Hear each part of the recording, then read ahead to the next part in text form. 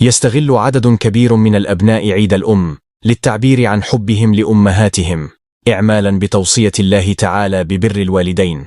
وإليك بعض الأفكار لاختيار هدية عيد الأم المناسبة، ومن بينها: الفكرة الأولى، شنطة جلد. تعتبر الشنطة الجلدية من الهدايا القيمة اللي يمكن تقديمها للأم في عيدها، خاصة إذا كانت امرأة عاملة.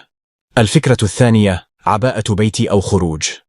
يأتي عيد الأم في شهر رمضان، لذا ستكون فكرة مناسبة إذا قدمت عباءة لوالدتك لاستقبال الضيوف، أو ترتديها أثناء التسوق في رمضان أو إسدال للصلاة. الفكرة الثالثة، ديكورات المنزل. تعتبر ديكورات المنزل من الهدايا المثالية للأم، لأن تزيين المنزل بديكورات أنيقة سينعكس على نفسيتها بالإيجاب، لذا يمكن شراء مزهرية أو إطار للصور أو سجادة جديدة. الفكرة الرابعة، أدوات المطبخ.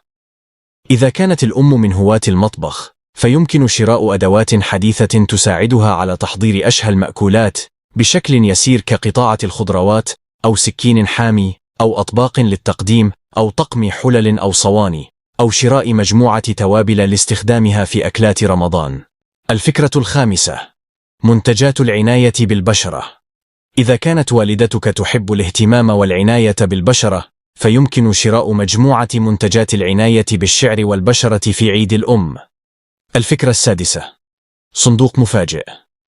يمكن تحضير صندوق يحتوي على مجموعة صغيرة من الهدايا، مثل بطاقة تهنئة مكتوبة بخطك، وحلوى ومنتجات العناية الشخصية. الفكرة السابعة، أدوات منزلية. يمكنك اختيار المناشف الملونة والبسيطة، أو مفرش سرير بلون والدتك المفضل، وتقديمهم كهدية رائعة في عيد الأم. اعمل يا جدع لايك، قول لي الله ينور، ما اشتمني وفي كده بتقدرني، انما بتعمل تقرا وما تعملش حاجه، تبحلق وتبرق بس في الكومنت او في البوست.